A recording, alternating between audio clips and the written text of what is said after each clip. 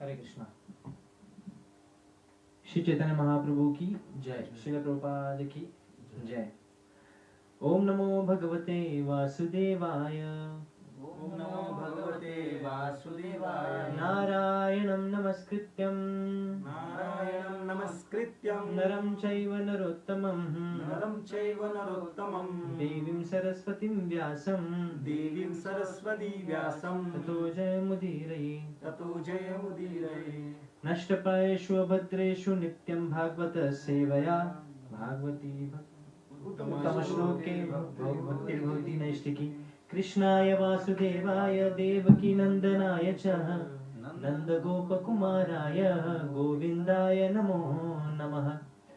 नमो महावदन्याय कृष्ण प्रेम प्रदायते कृष्णाय कृष्ण चैतन्य नामिने गौरतुसे नमः। हरे कृष्ण कृष्ण कृष्ण हरे हरे, हरे राम राम राम हरे हरे। तो आज का जो श्लोक है, इसको नीचे रखो, नीचे रखो। हरे कृष्णा। तो जैसे कि हम लोग नरसिंह प्रार्थना, जो प्रहलाद महाराज की जो प्रार्थनाएं हैं, भागवतम के 7वें स्कंद के 9वें अध्याय की जो प्रार्थना है, तो आज हम लोग वही प्रार्थना में से 9वां श्लोक लेंगे। मन्ये धनाभिजन रूप तपः श्रुतौजस् तेजः प्रभाव बल पौरुष बुद्धि योगः नाराधनाय हि भवन्ति परस्य पुंसो भक्त्या तुतोष भगवान् गजयूथपाय। मन्ये धनाभिजन रूप तपः श्रुतौजस् तेजः प्रभाव बल पौरुष बुद्धि योगाः नाराधनाय हि भवन्ति परस्य पुंसो भक्त्या तुतोष भगवान गजयूथपाय। वॉल्यूम लो आ रहा है, बोल रहे हैं, देखो जरा चेक करो। तो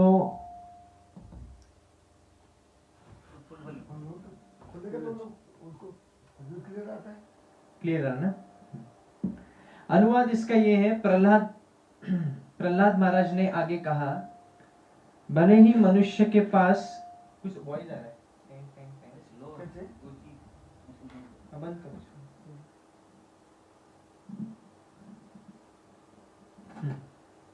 हरे कृष्णा, ठीक है।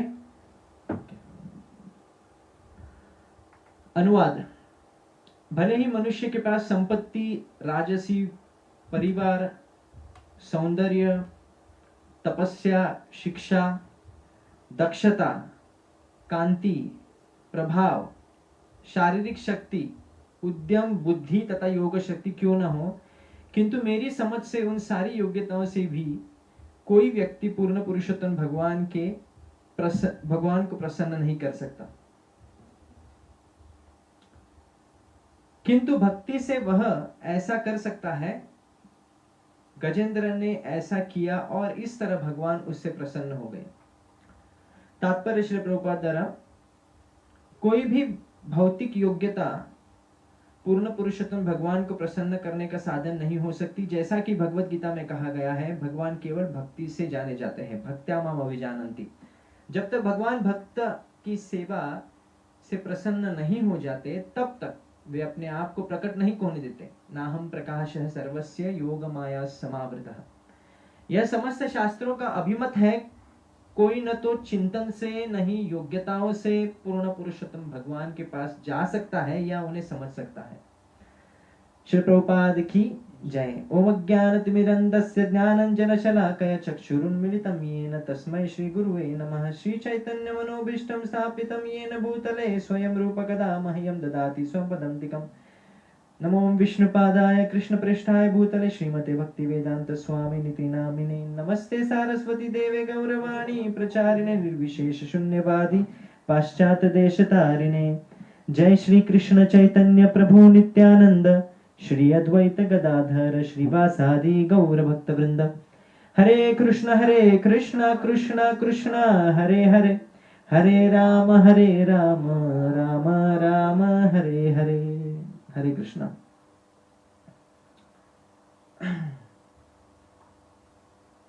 तो कल नरसिम्हा भगवान का अपीयरेंस डे था।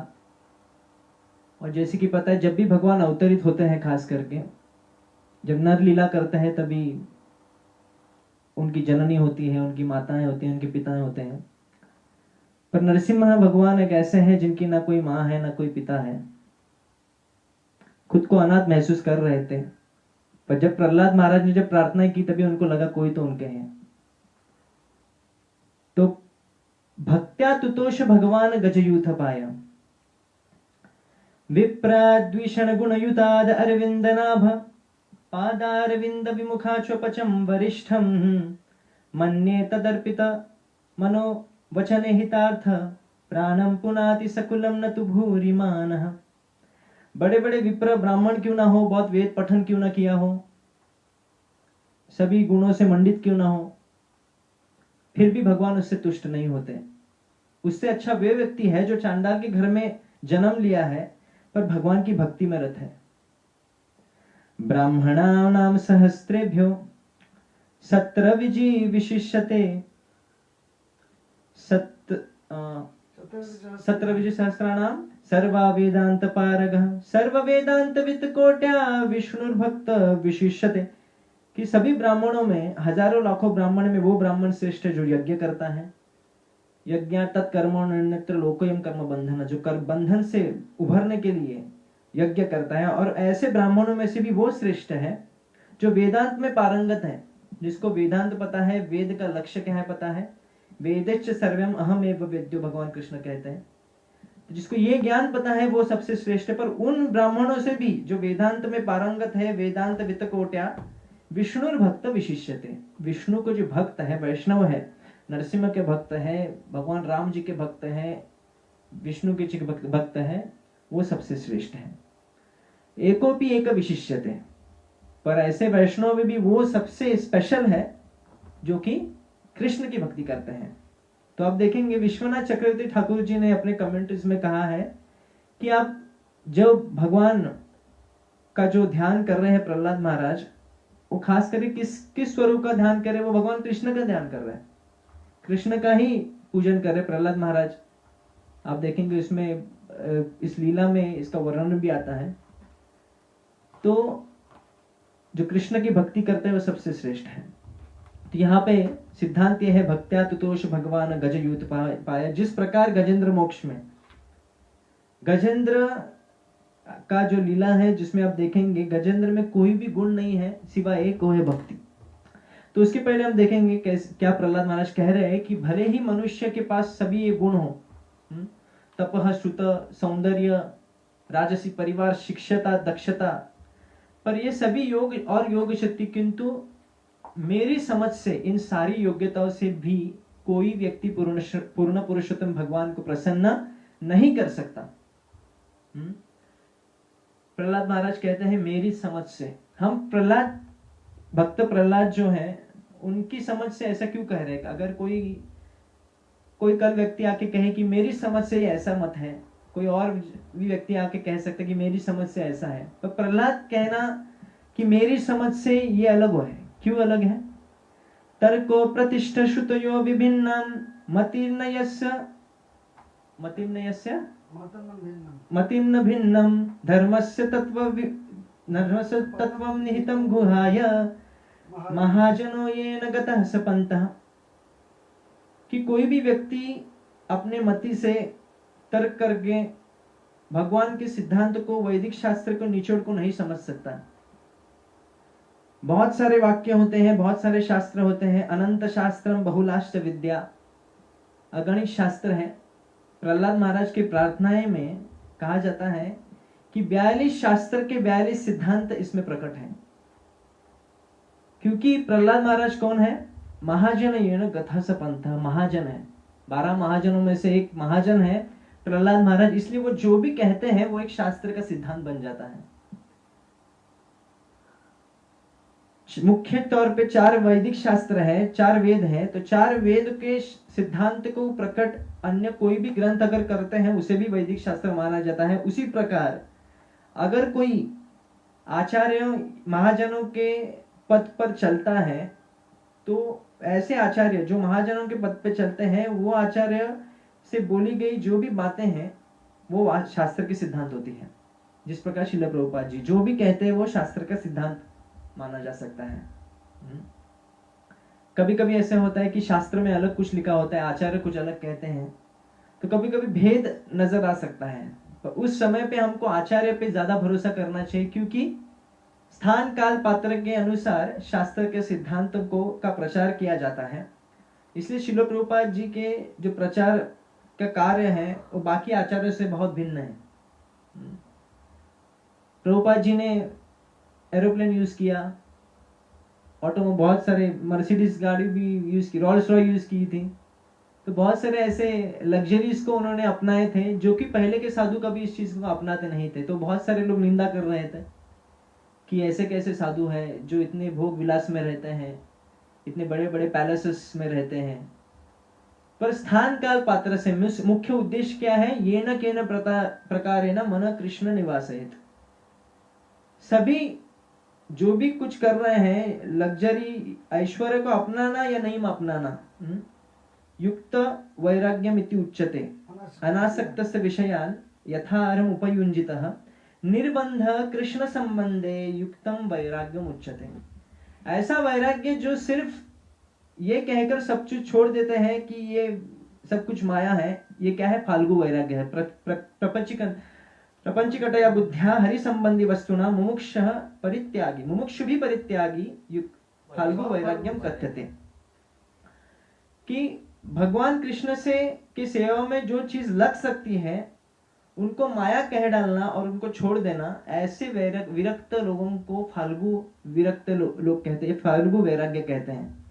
पर उसके विपरीत क्या है? वो वैराग्य जिसमें हर संसार की हर चीज भगवान की सेवा में लगाना, इसे कहते हैं युक्त वैराग्य। तो ये श्रील प्रभुपाद जी के सिद्धांत में दिखता है कि प्रचयेन केन प्रकारेण मन कृष्ण निवास है। जब एक रिपोर्टर ने श्रील प्रभुपाद जी को पूछा कि आप इतने बड़े बड़े पैलेसेस क्यों बना रहे हैं, क्या जरूरत है? आप तो कहते हैं सिंपल लिविंग हाई थिंकिंग। तो प्रभुपाद जी कहे हम तो कहीं पे भी रह सकते हैं, हम एक पेड़ के नीचे भी शास्त्र का अध्ययन कर सकते हैं, जप कर सकते हैं, हमें कोई आपत्ति नहीं, पर आप जैसे लोग इसमें वहां पे नहीं आ सकते। तो आप जैसे मूर्खों के लिए हम लोग ने ये पैलेस बनाया हुआ है, ताकि आप लोग आए, देखने आए, कम से कम प्रसाद खाने आए। तो ये न के न प्रकारेण मन कृष्ण निवास है। तो सभी शास्त्रों का निचोड़, सभी विधि निषेधों का यही सार है। स्मरतम सततम विष्णुर विस्मरतम न जातुचित सर्व विधि निषेधयोर एतयोर एव किंकरः। सभी विधि और निषेध शास्त्र में जितने भी नियम दिए गए हैं, इसका पालन करने का तात्पर्य यह है कि विष्णु का स्मरण होना। भगवान की सेवा कर रहे हैं पर भगवान की स्मरण नहीं हो रहा है, तो ये सेवा क्या है? अभी तक पूरी तरह परिपक्व सेवा नहीं है।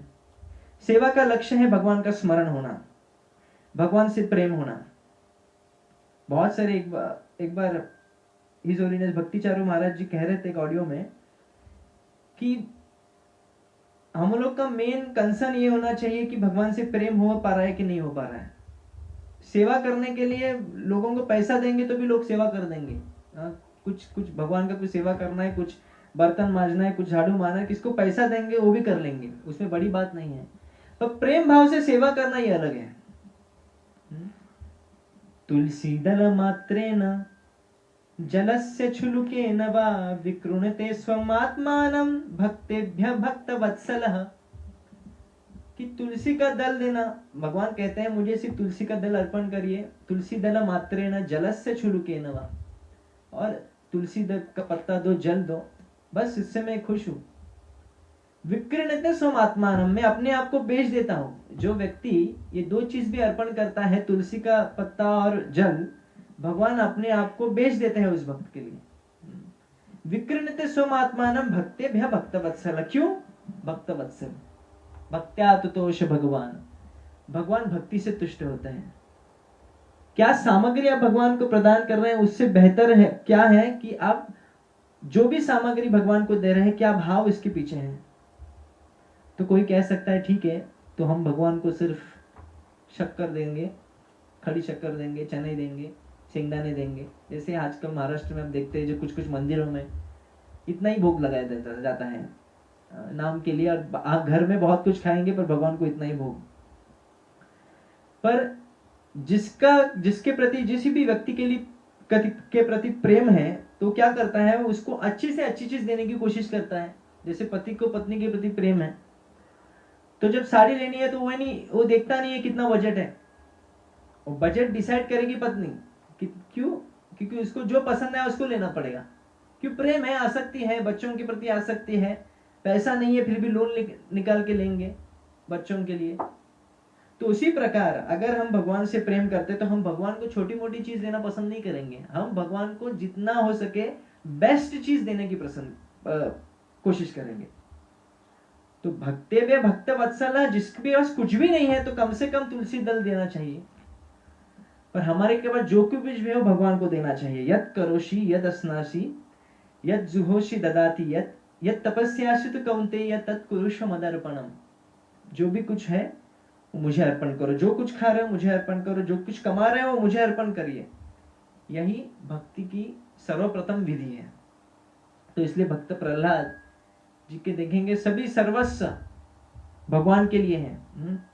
अमर बलिते प्रभु आर किछु नाई, अमर बलिते प्रभु आर किछु नाई, अमर बलिते प्रभु आर किछु नाई, अमर बलिते प्रभु आर किछु नाई, तुमी अमार मात्र पिता बंधु भाई, तुमी अमार मात्र पिता बंधु भाई। भक्ति विनोद जी ठाकुर, भक्ति विनोद जी ठाकुर ये भजन पद में कहते हैं कि हमारे बोली तो प्रभु और कुछ नहीं, और कुछ नहीं है संसार में सिवाय आपके। तुम ही है, आप ही मेरे क्या है, माता है, पिता है, बंधु है, सखा है। त्वमेव माता पिता त्वमेव, त्वमेव बंधु सखा त्वमेव, त्वमेव विद्या द्रविणम त्वमेव, त्वमेव सर्वम मम देव देव। तो ये बहुत पॉपुलर प्रेयर है जिसमें हम सिर्फ बोलते हैं, रट के बोल देते हैं त्वमेव माता पिता त्वमेव, कि भगवान ही माता है। पितामहमस्य जगतो माता धाता पितामह, वेद्यम पवित्रम ओंकार मृगसाम यजुरेव च। भगवद गीता में यही सिद्धांत बताते कि भगवान ही सबसे आदि माता है, वो भगवान ही है। भगवान ही सभी जीवों को अहम बीज प्रदपिता जन्म देते हैं, भगवान ही सबका पालन भी करते हैं, सृष्टि भी करने वाले वही हैं। तो इसलिए यहाँ पे भक्ति विनोद जी ठाकुर कहते हैं कि आप ही सर्वस्व है। इसलिए यहाँ पे प्रहलाद महाराज के लिए भी स्वयं अपने पिताजी की मृत्यु अपने समक्ष देखते हैं, जो कि नीति के सिद्धांत के विरुद्ध है। कोई बच्चे के पिता का प्राण संकट में है तो उनको उनके पिता की रक्षा करनी चाहिए, पर वो यहाँ पे उल्टा हो रहा है कि प्रहलाद महाराज को जरा सा भी किंचित मात्र उसका कुछ प्रभाव नहीं पड़ रहा है, ना ही वो नरसिंह भगवान के स्वरूप से भी डर रहे हैं। गर्जन्तम गर्जयन्तम निज भुज पटलम स्फोटयन्तम स्फटन्तम, रूप्यन्तम तापयन्तम दिवि भुवि दितिजं क्षेपयन्तम क्षिपन्तम, क्रन्दन्तम रोषयन्तम दिशि दिशि संहरन्तम भरन्तम, वीक्षन्तम करुणयन्तम करनिकर शतर दिव्य सिंहम नमामि।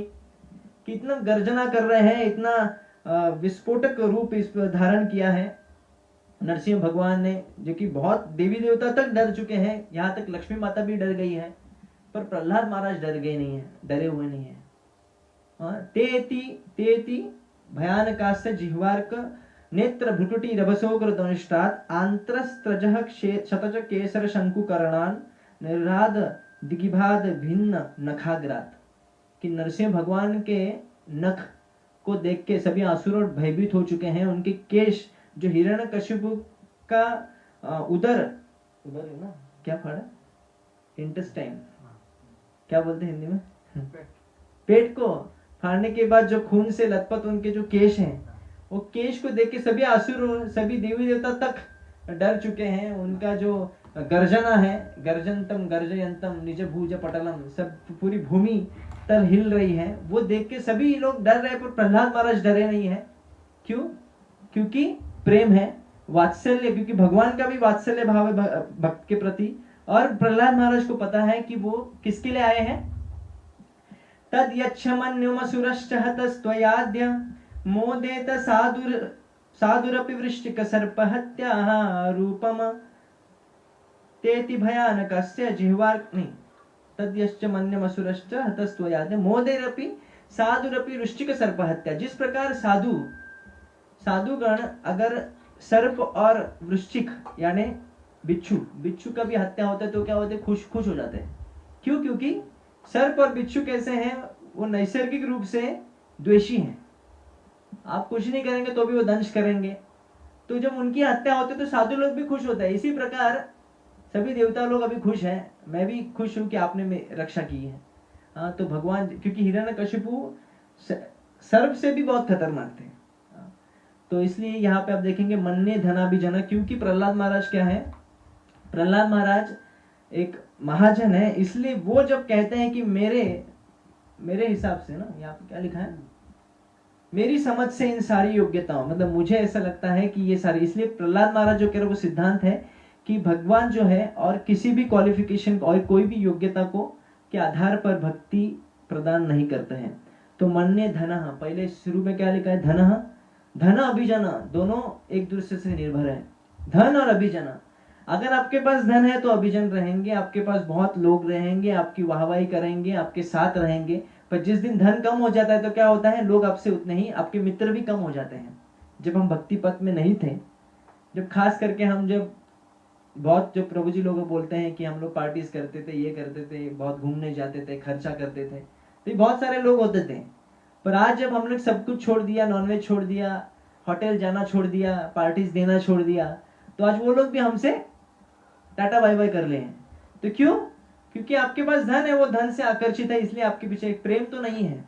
इसलिए धन अभिजन, जब भगवान किसी पर कृपा करते हैं तो क्या पहला क्या करते हैं, धन को ले लेते हैं। यस्याहम अनुगृह्णामि हरिष्ये तद्धनम शनैः तदस्य त्यजन्ति यस्य स्वजनम दुःख दुःखितम। जब भगवान किसी पर अहेतु की कृपा करते हैं, कोई भक्त धन से थोड़ा आसक्ति होने के कारण भक्ति में बाधा आती है, तभी भगवान क्या करते हैं, उसके धन को ले लेते हैं।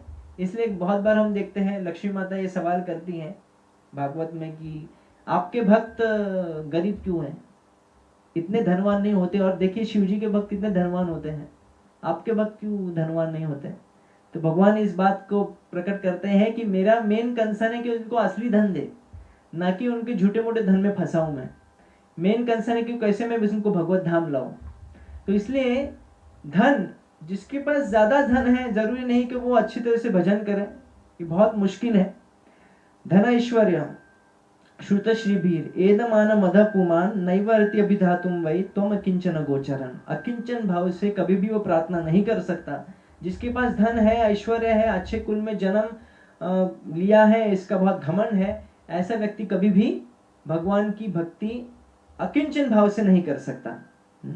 इसलिए महाप्रभु कहते हैं धन जन नाही मांगी कविता सुंदरी, धन जन नाही मांगी कविता सुंदरी, शुद्ध भक्ति देहा प्रभु कृष्ण कृपा करी, शुद्ध भक्ति देहा मोरा कृष्ण कृपा करी। महाप्रभु अंत्य लीला में ये पद आता है जिसमें न धनम न जनम न सुंदरीम कविताम व जगदीश कामये मम जन्मनि जन्मनीश्वरे भवतार भक्तिर अहेतुकी त्वयि। सिर्फ अहेतुकी भक्ति चाहिए। कृष्ण कृपा तभी मिलती है जब व्यक्ति में ये दृढ़ता से ये इच्छा प्रकट होती है कि मुझे और कुछ नहीं चाहिए, न धन चाहिए,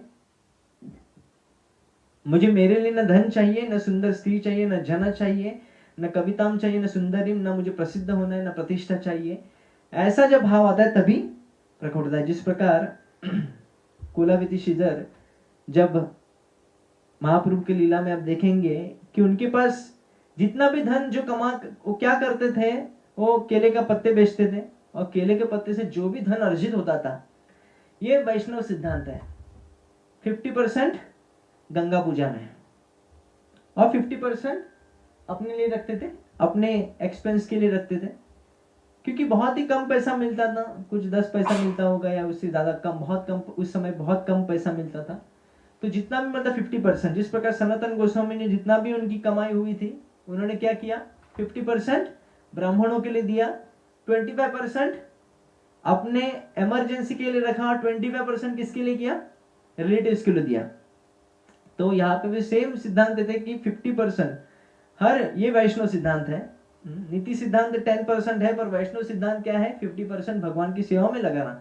जिससे क्या होता है, जिससे, क्योंकि हम भगवान से आसक्ति, भगवान से भी ज्यादा आसक्ति हमको धन पे होती है, ऐश्वर्य पे होती है।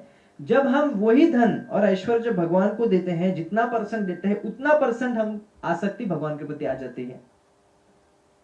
जैसे 100% है, आप मान लीजिए 100% है और भगवान को दिया 50% जगह और 50% दिया जगह धन को, तो आप वो 50% जो जगह दिया है उसमें से पकड़िए आधा हिस्सा भगवान को दे दिया, तो क्या हो गया, 75% जगह मिल गया भगवान को, फिर तो बचा 25%।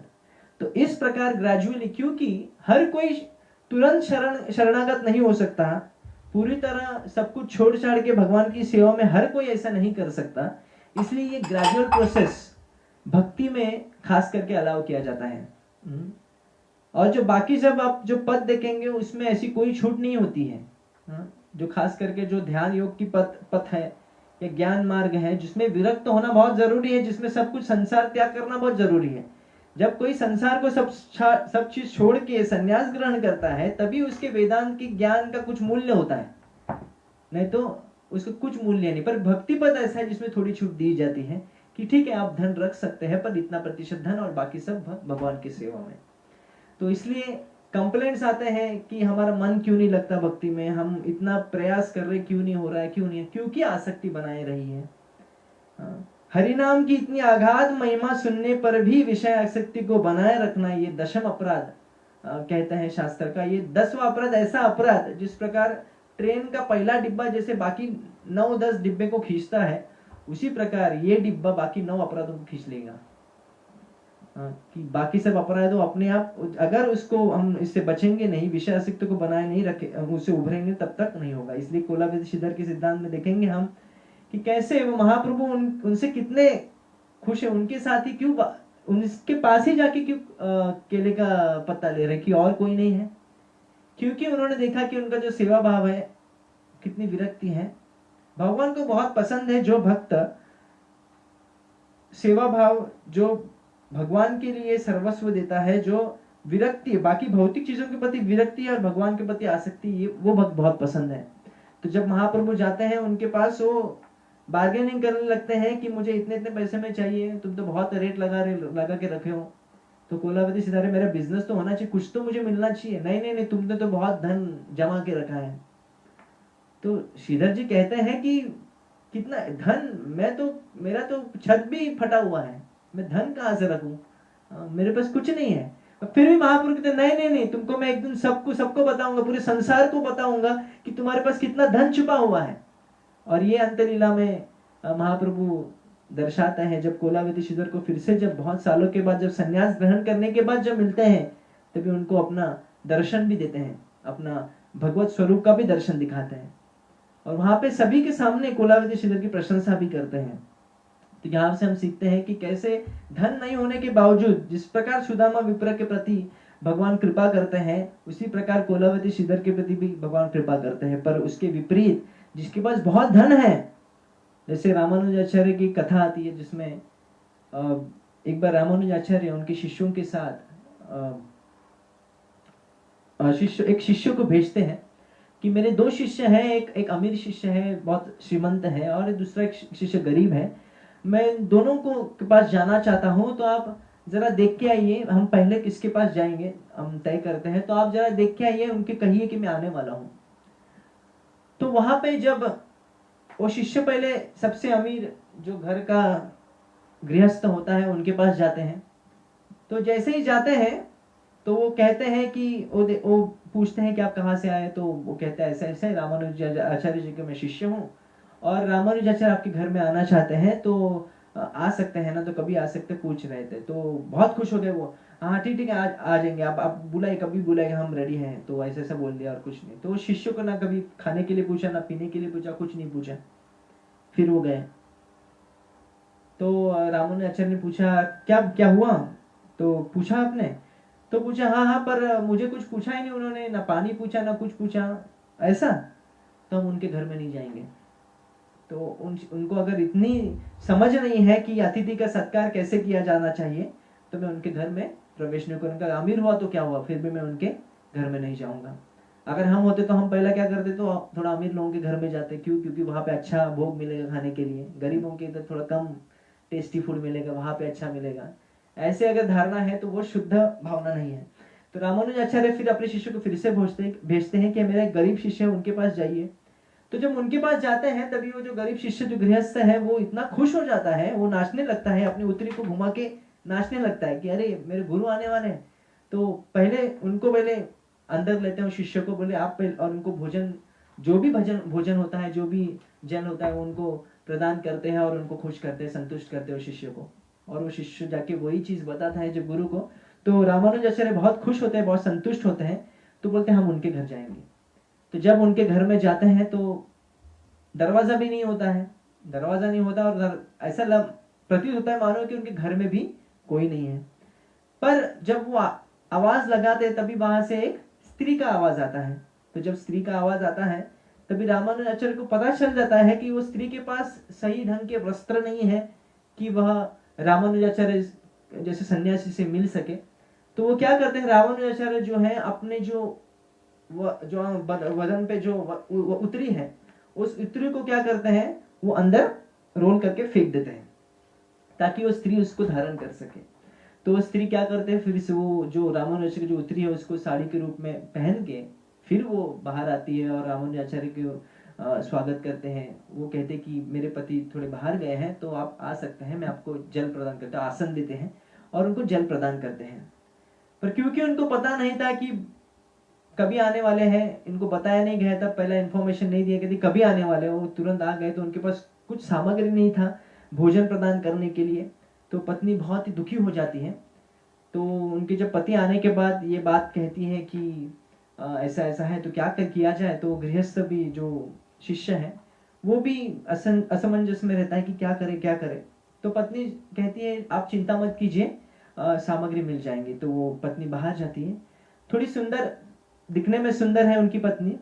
वो तो जब वो राशन की दुकान में जाते हैं वहां के, तो वहां पे जो व्यक्ति होता है वो पता था उनको, उस स्त्री को, कि वो मेरे से आकर्षित है, हमेशा वो कोशिश करता है मेरे से बात करने के लिए, ये करने के लिए। तो वो क्या करती है, उस स्त्री को कहती, उस स्त्री जाके उस व्यक्ति के पास जाती है कि आपके पास मुझे राशन की जरूरत है, मुझे कुछ चावल चाहिए, दाल चाहिए, क्योंकि हमारे गुरु महाराज आए हैं, तो आपको आपकी जो इच्छा है मैं वो पूर्ति करूंगी।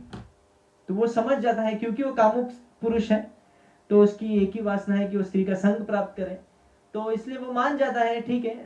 क्योंकि उस समय वचन की बहुत मान मर्यादा होती थी कि वचन अगर दिया जाए तो उसको पालन करना पड़ता था। तो स्त्री ने अपना मान सम्मान को दाव पे लगा के वो जो भी सामग्री है वो लेके जाती है और रामानुजाचार्य को कि भोजन के लिए उसका इस्तेमाल करते हैं। तो वो लेके जाते हैं, तो पति को भी ये बात कहते हैं, तो पति भी विलाप करते हैं, पर वो रामानुजाचार्य के सामने प्रकट नहीं करना चाहते।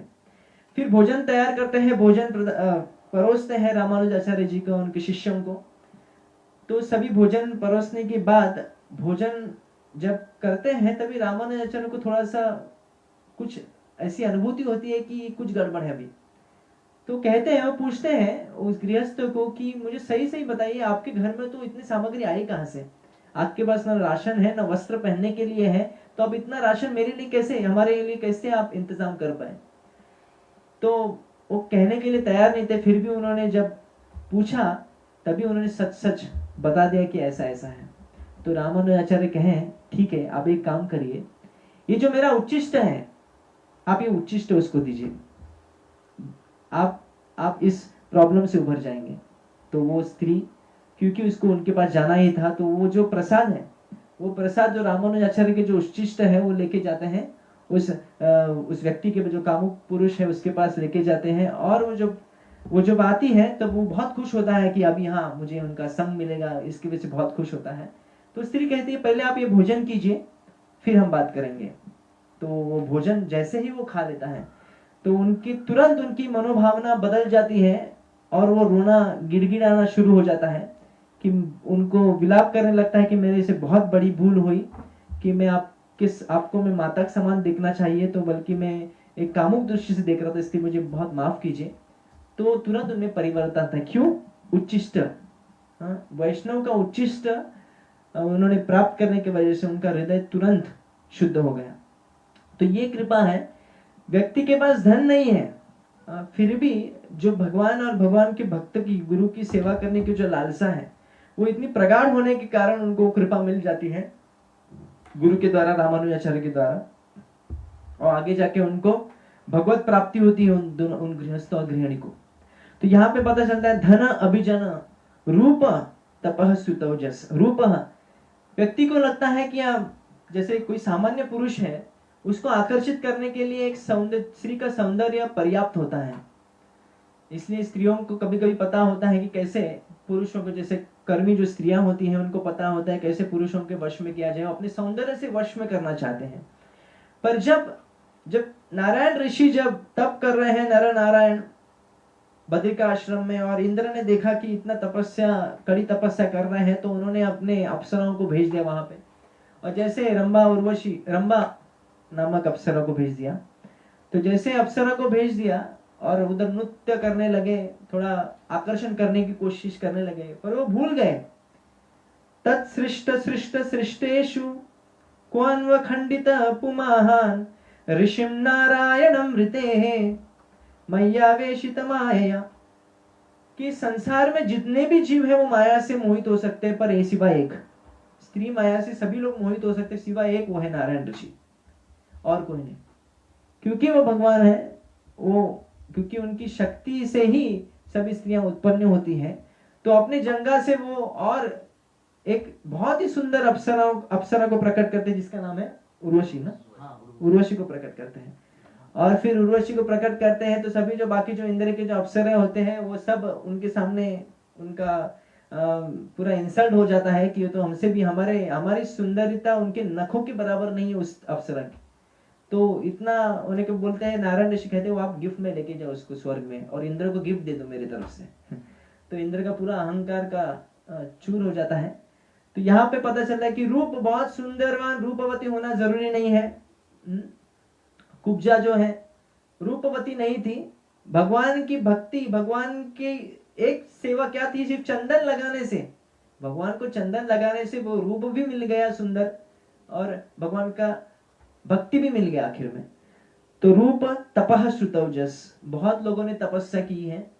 सौबरी नामक ऋषि ने तो भी बहुत कड़ी तपस्या, जल के अंदर रह के तपस्या कर रहे थे, पर क्योंकि भगवान की भक्ति नहीं करते थे, योग साधना कर रहे थे, इसलिए क्या हो गया, उनका पतन होता है और उनको आखिर में 50 स्त्रियों से भी शादी विवाह करना पड़ता है। उनका मन विचलित हो जाता है। तो तपः श्रुतः, बहुत सारा ज्ञान, वैदिक शास्त्र का ज्ञान, बहुशास्त्र बहुवाक्य चित्त भ्रमहय साध्य साधना श्रेष्ठ नाहय विनिश्चय। शास्त्रेर न जानी मर्म अध्यापन करे गर्धवली मत करे गर्दवली प्रायण शास्त्र वही मरे। कि बहुत सारे शास्त्र है, बहुशास्त्र बहुवाक्य चित्त भ्रमहय साध्य साधना श्रेष्ठ नाहय निश्चय। कि बहुत सारा शास्त्र, क्योंकि गुरु के अधीन में नहीं होने के कारण अपने मनमाने ढंग से शास्त्र पढ़ना, उससे क्या होता है, व्यक्ति का चित्त भ्रमित हो जाता है और लक्ष्य को भूल जाता है। शास्त्र का मर्म जाने बिना शास्त्र का अध्ययन करना वो इस प्रकार है जिस प्रकार गधे जैसा वजन ढोता है। शास्त्र का जो वजन है, शास्त्रज्ञ व्यक्ति ढो रहा है, उसकी तुलना गधे से की है। क्यों? क्योंकि उसका मर्म उसको पता नहीं है। इसलिए प्रभुपाद जी सर्वप्रथम पहले मर्म ही दे देते हैं कि हरे कृष्ण नाम मंत्र जप करना ही सबसे श्रेष्ठ है। भक्ति योग सबसे श्रेष्ठ है। आप भगवत गीता में देखेंगे सभी योग की चर्चा होती है, ज्ञान योग की चर्चा होती है, ध्यान योग की चर्चा होती है, कर्म योग की चर्चा होती है, भक्ति योग की भी चर्चा होती है। पर प्रभुपाद आप कहें देखेंगे हर तात्पर्य में भक्ति योग को ही हाईलाइट करते हैं। क्यों? क्योंकि वो मर्म है। भक्ति योग भक्ति योग भक्ति योग धना, भक्ति योग भक्ति योग भक्ति योग धना, भक्ति कृष्ण नाम स्मरण क्रंदना,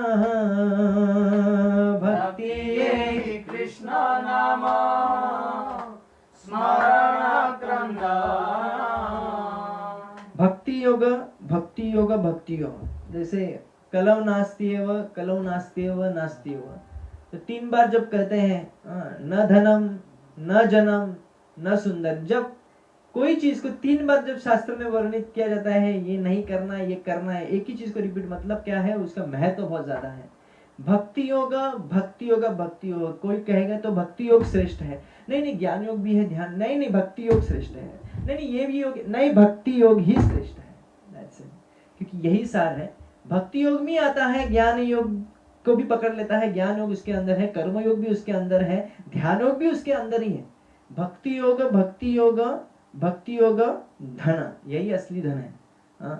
इसलिए भक्ति योग देखते, भक्ति योग धन, भक्ति है। तो भक्ति क्या है? लोग कह सकते हैं भक्ति क्या है, ठीक है योग है, पर भक्ति क्या है? भक्ति क्या है? भक्ति है कृष्ण नाम, कृष्ण का नाम लेना। कैसे लेना?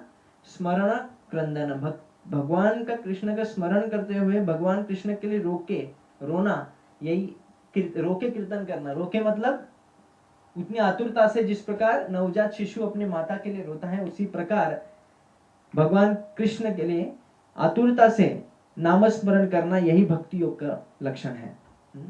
तारे मध्य सर्वश्रेष्ठ नाम संकीर्तन, तारे मध्य सर्वश्रेष्ठ नाम संकीर्तन, निरपराध नाम लैया पाए प्रेम धन, निरपराध नाम लैया पाए प्रेम धन। सभी विधियों में से सबसे श्रेष्ठ है तारे मध्य सर्वश्रेष्ठ नाम संकीर्तन। नाम संकीर्तन यज्ञ ही सबसे श्रेष्ठ है। यज्ञानां जप यज्ञोस्मि, कलौ दोष निधि राजन अस्तिनेक महान गुण, कीर्तन देव कृष्णस्य मुक्त संग परम व्रजित। अगर किसी को मुक्त होना है कलयुग में, कली के कलमश से किसको उभरना है, तो नाम संकीर्तन ही सबसे श्रेष्ठ उपाय है। नाम संकीर्तन, तारे मध्य सर्वश्रेष्ठ नाम संकीर्तन, पर ये नाम कैसे लेना है? निरपराध, 10 नाम अपराध को न करते हुए, निरपराध नाम लया पाए प्रेमदम, उसी व्यक्ति को वो कृष्ण प्रेम का धन प्राप्त होता है। क्योंकि ये प्रेम धन कहां से आता है? गोलोकेर प्रेम धन नाम संकीर्तन, गोलोकेर प्रेम धन नाम संकीर्तन, रतिन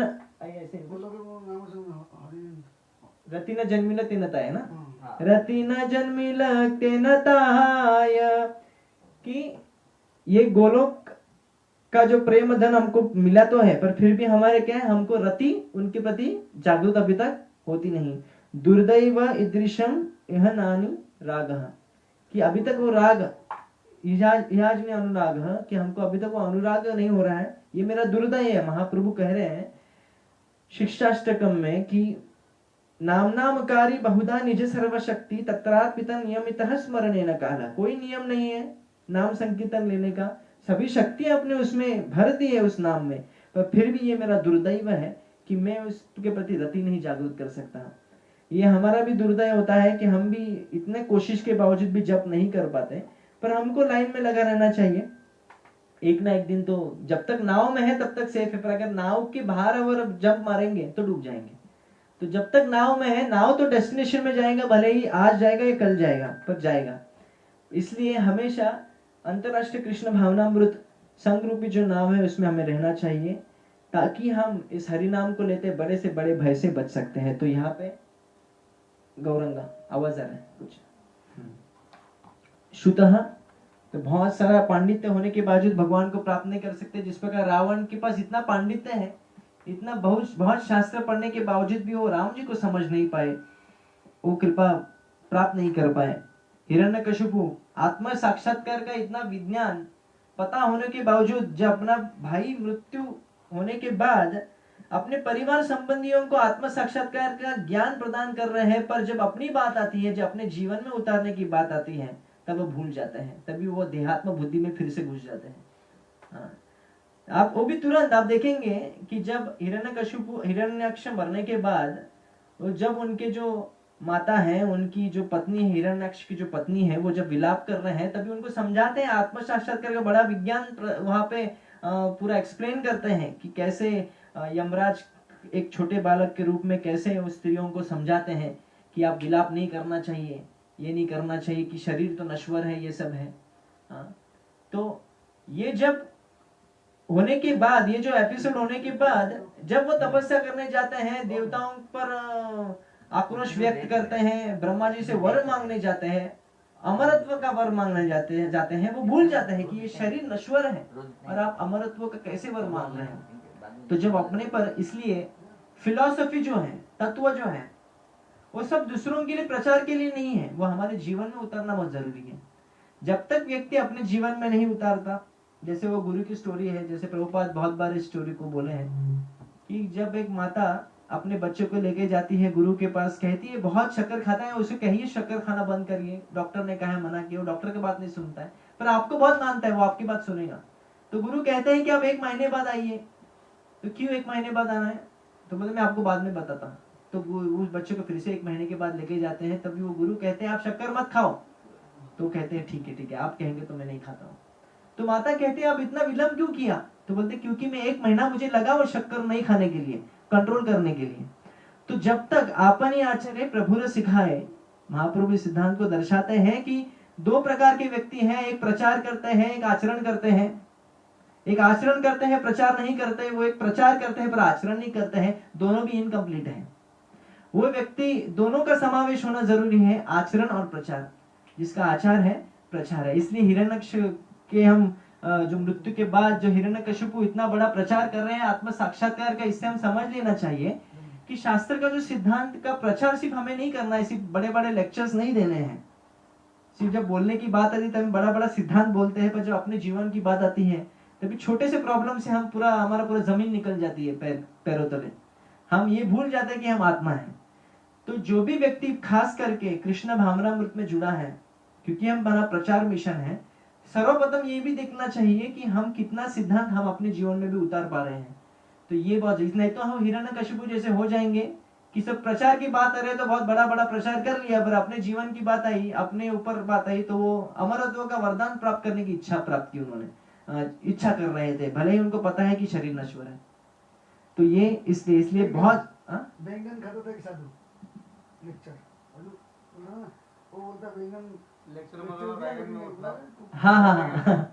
जैसे एक आरोप जी मुझे याद दिलाए कि जैसे उन्होंने शास्त्र में सुना कि बोल रहे थे प्रवचक लेक्चर में कि बैंगन नहीं खाना चाहिए, बैंगन खाएंगे तो कृष्ण प्राप्ति नहीं होती है। ये एक सिद्धांत है, एक नियम है जिसमें हरि भक्ति विलास में आता भी है, पर प्रभुपाद इसको मानते नहीं है। प्रभुपाद ने कहा कि इतना स्ट्रिक्ट होना जरूरी नहीं है, तो ये उसको पकड़ के बोलता है कि बैंगन नहीं खाना चाहिए, ये नहीं करना चाहिए। पर जो घर पे जाता है अपनी पत्नी से कहता है कि आप बैंगन बनाओ, बैंगन का भरता करो, बैंगन का ये करो, बैंगन का पकड़ो करो, तो पत्नी कहती है अरे अभी अभी तो कहा अपने लेक्चर में कि बैंगन नहीं खाना चाहिए। तो बोलते वो उनके लिए था, मेरे लिए नहीं। उनके लिए अलग, अपने लिए अलग। तो वैसे इसलिए डॉक्टर भी है, अगर खुद सिगरेट फूक रहा है और वो दूसरों को कहेंगे कि यार आप सिगरेट पीना बंद करो, तो वो कोई सुनेगा नहीं उसका। तो इसलिए पहला जब आप आचरण करते हैं तभी आपके बातों में भी वजन आती है। इसलिए आप देखेंगे श्रील प्रभुपाद जी जो भी बोले हैं वो सब चीज किए भी हैं। जो भी सिद्धांत वो जब शिष्यों को समझाते थे, कोई भी गुरु है अगर वो चाहता है कि उसके शिष्य सुने, पहले गुरु को दिखाना पड़ता है।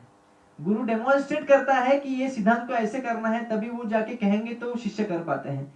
टीचर भी जब कुछ बोलती हैं तभी, या पेरेंट्स खास करके जो माता पिता भी हैं, वो जब कोई कुछ भी चीज अपेक्षा करते हैं अपने बच्चों से कि मेरा बच्चा ऐसा होना चाहिए, अरे शास्त्र नहीं पढ़ता मेरा बच्चा, मोबाइल में लगा होता है, क्या आप भी मोबाइल में लगे नहीं है?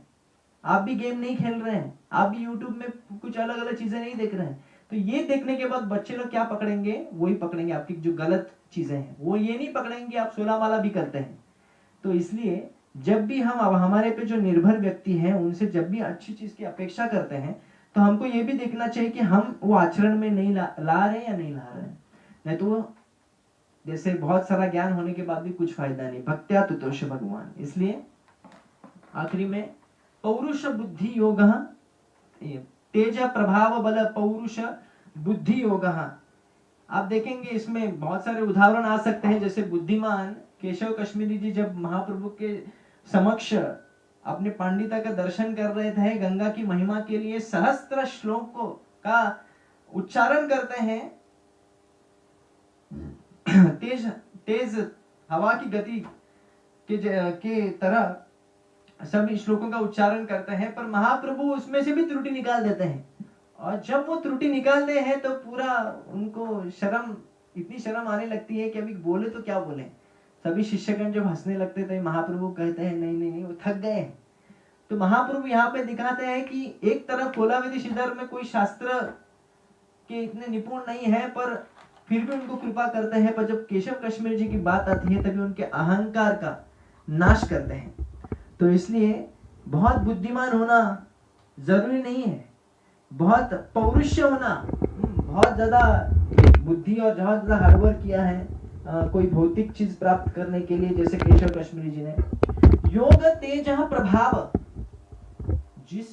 जो व्यक्ति योग सिद्धि प्राप्त कर चुका है, बहुत तेजस्वी है, वो भी जरूरी भगवान को प्राप्त करें। दुर्वासा मुनि जब बात आई अम्बरीश महाराज के नियम टूटने की, नियम टूटा तो नहीं था पर उनके लिए वो नियम टूट गया था। एकादशी का व्रत, जो एकादशी का व्रत तोड़ दिया, उनको उनसे आने से पहले जल का एक बूंद पीने के जस मात्र वो इतने क्रोध उन्होंने व्यक्त किया कि उन्होंने एक कृत्य प्रकट करके अम्बरीश महाराज को हानि पहुंचाने की कोशिश की, पर वो भूल गए। साधुनाम हृदयम मह्यम साधुनाम हृदयम तो हम मदन्यते न जानन्ति नाहम तेभ्य मनागपि। भगवान जितना अपने शरीर से प्रेम नहीं करते, उतना भक्त पे ज्यादा प्रेम करते हैं। भगवान कभी भी जो अन्य अभिलाषी शून्यम जो भक्त है, जो कोई भी दूसरा अन्य भावना नहीं है, सिर्फ भगवान से प्रेम करना है, ऐसे भक्त को कभी भी त्याग नहीं करते हैं। और जब ऐसे भक्त के संकट की बात आती है, नमे भक्त प्रणश्यति, उस भक्त के लिए भगवान हमेशा रक्षा करते हैं।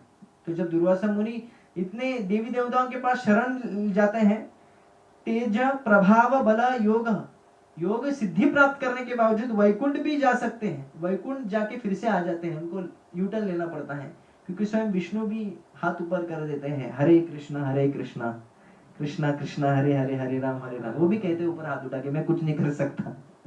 तो भगवान के भक्त ही तो कहते हैं कि आप अम्बरीश महाराज की जाइए, वही है, वो जाए तो कुछ हो सकता है। तो दुर्वासा मुनि जब अम्बरीश महाराज के पास जाते हैं, तभी उनको पता चलता है कि भक्त की क्या महिमा है, और फिर उनको असली बुद्धि प्रदान होती है, ठीक है माफी मांग देते हैं, तभी वो बच जाते हैं। तो यहाँ पे मैं वाइंड अप करता हूँ। मन्ने धनाभिजन रूप तपसुतौजस तेज प्रभाव बल पौरुष बुद्धि योग नाराधनाय भवंती परस्य पुंसो भक्त्या तुतोष भगवान गजयूत पाया। प्रपट में प्रभुपाद एक श्लोक कोट करते हैं, भक्त्या माम अभिजानन्ति यवन्यश्चस्मि तत्वतः। भगवान भक्ति से ही जाने जाते हैं, और कोई भी क्वालिफिकेशन जरूरी नहीं है। तो प्रहलाद महाराज भले ही उनके पास सभी क्वालिफिकेशन है, पर फिर भी कह रहे हैं कि मेरे पास कोई भी क्वालिफिकेशन नहीं है। यही विनम्रता का भाव है, यही प्रार्थना का सर्वप्रथम पद है। जो पहला पद है प्रार्थना का, वो भी भगवान से प्रार्थना करना है, तो पहला चीज होना चाहिए त्रिनादपि सुनिचेना। सर्वप्रथम अपने आप को कितना नीचा दिखा रहे हैं जेन्युइनली, वो जरूरी है। ब्रह्मादय सूरगण मुनयोत सिद्धः सत्वैकतान मतयो वचसां प्रवाहे नाराधितुम पुरुगण विप्रुः किम दोष्टुम अर्हति हरि उग्र जाते हैं कि मैं असुर कुल का हूं, मैं ये हूं, मैं जरा भी योग्यता नहीं, यही योग्यता है। हम खुद को अयोग्य समझना ही योग्य है और इस से वो प्रार्थना प्रारंभ करते हैं। और इसलिए इसमें दूसरा प्रार्थना का दूसरा श्लोक यही है जो आज हमने किया कि क्योंकि आप ये सभी क्वालिफिकेशन आपके लिए जरूरी नहीं, आप सिर्फ भक्ति से तुष्ट होते हैं और मैं आपसे प्रेम करता हूं, इसलिए मैं अभी प्रार्थना करूंगा आपके लिए। श्री चैतन्य महाप्रभु की जय। हरे कृष्णा। हरे कृष्ण।